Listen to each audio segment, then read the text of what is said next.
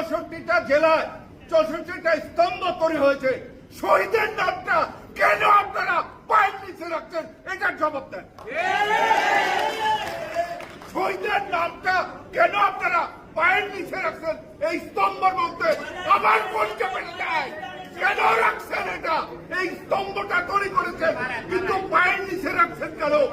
এটা জবাব দিয়ে যান। আমার মনে হয় এটা ফারুকই জনাব মোস্তফা সাহেবের ফারুকই উত্তর দিতে পারেন। Thank you. যে ডিজাইনার এটা করেছে তার শাস্তি আমি চাই, এবং আপনারা ক্ষমতায় থেকেও এই জিনিসটা দেখেন নাই। আমাদের রক্ত রঞ্জিত হচ্ছে, আমার ছেলের বিশেষ হাত ফুল দিতে চাই, আমি নামিয়ে দিয়েছি। আপনি উপরে উঠবেন না, নিচের থেকে ফুল দিবেন, ওখানে আমার ছেলের নাম লেখা আছে। এটা কেন করছেন? আচ্ছা, আপনার আপনার সেন্টিমেন্ট আমার নিজেরও সেন্টিমেন্ট। না, আপনি ছিলেন তখন, আমি- কেন দেখেন নাই? আচ্ছা, আমাদের উপর আপনার প্রশ্নের জন্য ধন্যবাদ। উত্তর চাইছেন, উত্তরটা আমরা শুনি। আপনার 100% একমত। আমাদের সরকারের অনেকগুলো বিভাগ থাকে, রাইট?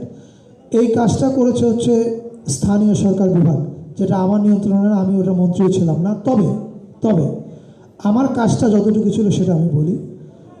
আমার কাজ এবং আমার জন্য চ্যালেঞ্জ ছিল, কারণ আমরা জানতাম আমাদের সরকারের আয়ু কতখানি আছে, রাইট? আমরা চেয়েছি আমাদের কাজ শেষ হওয়ার আগে সারা দেশে যেরকম এখন আপনি শহীদ মিনার দেখেন 21শে ফেব্রুয়ারির সময়, রাইট?